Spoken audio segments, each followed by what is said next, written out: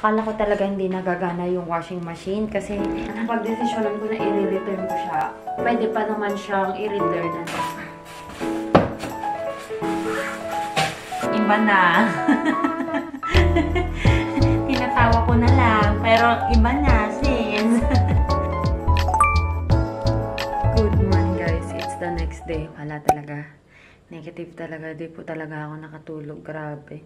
6:33 AM na. And bumangon ako kasi maglalaban na ako. Kahit naglaban na ako nung Friday. Nalaba ako ng bedsheet ko ngayon tsaka ng comforter ko. Nalabahan ko na yung mga pillowcase ko nung Friday. Bumangon na ako. Ayoko nang umasa na makakatulog pa ako. Grabe talaga. Sobrang messed up na ng body clock ko. Parang though okay yung tulog ko kapag daytime, yung talagang, alam mo yung, actually mas maganda pa yung tulog ko pag daytime, pag galing akong night shift compared sa from AM shift papuntang night shift. I mean, from AM shift, tas matutulog ako ng gabi, tas magjo-duty na naman ako ng AM. Mas okay pa talaga yung night, tapos daytime ang tulog ko, kasi kompleto talaga yung tulog ko. Pero, sobrang, hindi ko alam, paano ko ba ayusin yung tulog ko. Grabe talaga.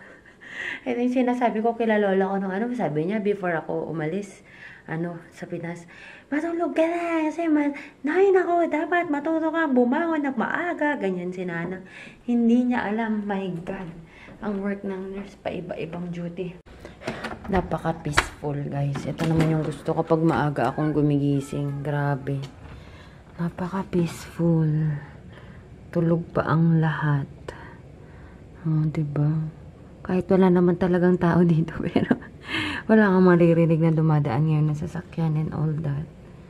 Oh. Tapos na po ako maglaba ng aking comforter and ang aking blanket.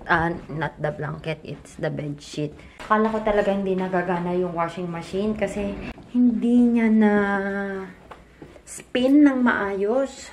Tapos may naaamoy ako na amoy sunog. Ganun. Actually, every time na naglalaba ako, may naaamoy ako. Pero yun nga lang kasi talaga, parang this time, hindi na niya na i-spin ng maayos, ganyan. Tapos, nangangamoy talaga na parang sunog talaga. Napag-desisyonan ko na i-return ko siya. Pwede pa naman siyang i-return until August 26. So, nag-file na ako ng return. Magpe-print na lang ako nung yung parang ano ba tawag dito? Yung parang ganito, guys. Yan, yung parang may pa-barcode and all that. Yan, tapos ilalagay ko ulit siya dito sa original na packaging niya. Kasi nakat ko na yung nakat ko yung tali na niya wala akong pang tali. Hindi ko alam paano. Baka bibili ako sa Dollar General ng pangtali. Na-spin naman niya actually. Pero ayoko yung ganun. Parang hindi ako at ease ba na may naamoy akong ganun. Baka mag-cause ng sunog. Walang pelo ka ng gana. Ano ba yan? Ay! Bibili ako ng ibang washing machine. Yung parang washing machine ni Love na lang. Yung bibilin ko. Eto kasi kaya ko siya ginusto kasi mas malaki siya. I mean, mas madami siyang, yung capacity niya is mas okay. Niisip ko tuloy, bibili na lang ata ako ng parang washing machine na yung malalaki. Yun. Kasi kung $300 yung ganun, yung ganito, dagdagan ko na lang. O, diba? Tingnan natin. Ano ba yan? Ni-stress na naman ako, sis. Ito na, guys. Re-return ko na talaga siya. Binabox ko na siya para matapos na lahat-lahat.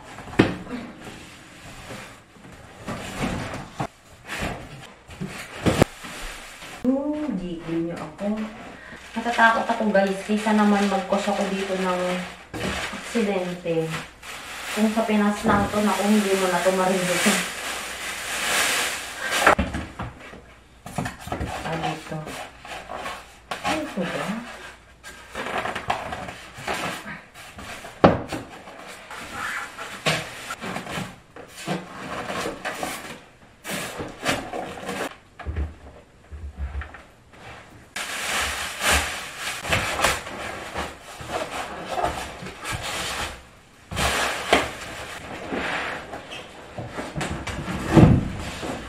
Ang problema ko ngayon yung tali. Ah! Tingnan mo, nakalimutan kong ilagay ito. Yung connector niya. Sorry! Muntik na. Ito yung dating tali niya, guys. Pero, I doubt kung magkakasya pa to eh. Hindi na ata. Ayan guys, na box ko na siya. Na-tape ko na rin. Tinape ko na lang din sa baba. Tapos binalik ko yung parang tali. Tapos tinape ko na lang siya ng bonggang-bongga. Kailangan ko na lang i-print yung return card niya. Tapos ididikit dyan. Tapos ipupunta ko na yan sa drop-off. Or siguro papasked na lang ako ng pick-up para sa return. I think kailangan ko rin i-end tong vlog na to guys. Kasi parang feeling ko sa panonood nyo, mabad trip na kayo sa mga nangyayari sa akin dito. Ako guys, ano na, iba na. Tinatawa ko na lang, pero iba na sis. Bale, napack ko naman na yung washing machine. Ngayon, naghahanap ako ng washing machine. Pinag-iisipan ko kung portable washing machine pa ba yung bibilhin ko o yung talagang washer na. Pag yung talagang washer na kasi, parang ang washer lang is $500 na yung pinakamura. And then, yung dryer is 500. So, I don't need dryer naman siguro. Kasi nakasurvive nga sa winter tong mga iba dito na walang dryer eh. So, parang ano ko lang na okay na siguro yung washer lang kasi may spinner naman siya. Tapos, pero ang iniisip ko kasi, pag mag-move na ako ng ibang state, ang daming kailangan dispose. Tapos, pagka mahal-mahal, ang sakit sa pakiramdam na i-dispose mo siya or hindi mo pa sure kung mabibenta mo siya, ganyan. So, yun ang dilemma ko ngayon. Tingin ako sa Amazon ulit kung ano yung parang kila Love, 200 plus din siya. Yung sa akin kasi yung binili ko, parang 300 plus yan eh. Tingnan ko ha.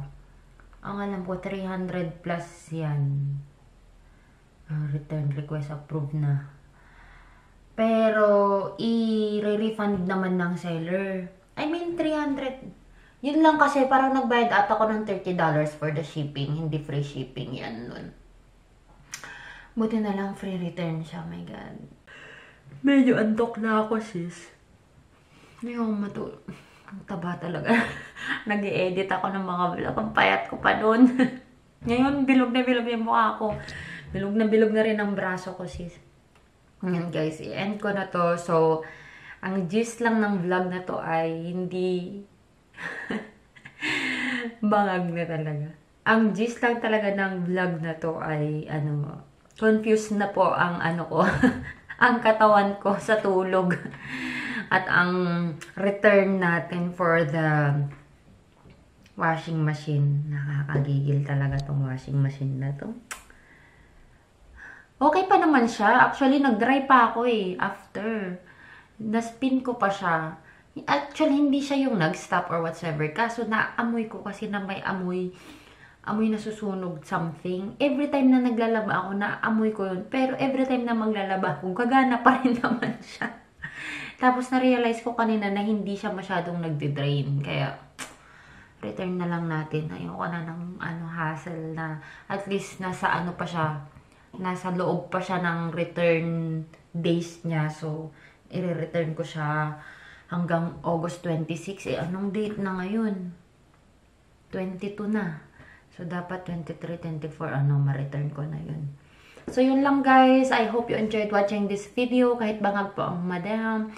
Hey everyone! So, as promised po, ay mag-shoutout na naman po tayo sa mga nag-comment po sa aking video na driver's license, preparing for driver's license endorsement. Ito guys, yung pinakita ko ata sa vlog na to, yung kung ano yung mga pinay-prepare ko na document. Just in case merong nanonood dito na kagaya ko na sa ibang state nakapagkuha ng driver's license and then mapupunta sa ibang state. Actually kasi guys, dito, basta mag-move ka ng address, kailangan mo talaga ng kailangan mo talagang i-update yung address mo sa driver's license mo. Ganun. may ano talaga doon, parang may leeway ka na ilang days lang. Basta makikita nyo yan dun sa i-exam nyo na knowledge test. But for me, on my case, I was licensed in Tennessee and dito ako ngayon sa Iowa. So, endorsement ang tinatawag po nila doon, parang ganun. So, nag-prepare ako ng mga documents ko doon. If you want to see what are the documents that they asked me for the endorsement, you can visit that vlog, guys. And ngayon ay mag-shoutout lang po tayo dahil napapalalayo na naman po tayo sa pinagsasabi ko. Oh, eto. May bago po tayong commenter. Si Sis28MimZ. 28MIMZY. Sabi niya, hi sis, pwede mo po lagyan ng baking paper na iaangat na lang siya din. Oh, this is because of the banana bread na failed na binake ko. Thank you so much. Sabi niya, lagyan na lang daw ng baking paper. Kaya bumili naman ako ng baking paper. And sis Manilyn Gonzalez, lumalaban pa rin ang banana loaf. And then, shout out din kay Sis Glam Lux. Ayan guys, meron po siyang YouTube video. Her YouTube channel is GLAM Glam Lux na LUX. Ayan, madami siyang mga contents din. So, punta kayo guys sa channel niya para makakita rin kayo ng ibang content. Shoutout din kay Raymond Caberto, Ronnie Caberto, Miriam V, and it's me, Cherry. And that's it, guys. Thank you so much, guys, for commenting. I hope you enjoyed watching this video. Kahit na napakasimple lang ng buhay dito. I mean, my life is just so simple, but others' life is so glam and fabulous. Ako kasi, guys, hindi ako you know, okay na ako sa ganitong life. Silent, peaceful, tama na. Okay lang. Yan, guys. So, kung hindi pa po kayo nakakapag-subscribe, mag-subscribe lang po kayo. And then, kung gusto nyo na pong mapasali sa susunod na vlog, just comment down below. And of course, if you haven't followed me yet on my Instagram and on my Facebook, the name is Joy of Mia. And in that way, guys, you will get updated every time na nagpo-post ako. Especially on my Facebook. Kung ano na lang pinagpo-post ko doon na, especially sa life dito at sa nursing. Ayan. So, follow me there. So, yun lang, guys. I hope to see you guys on my next one. Bye!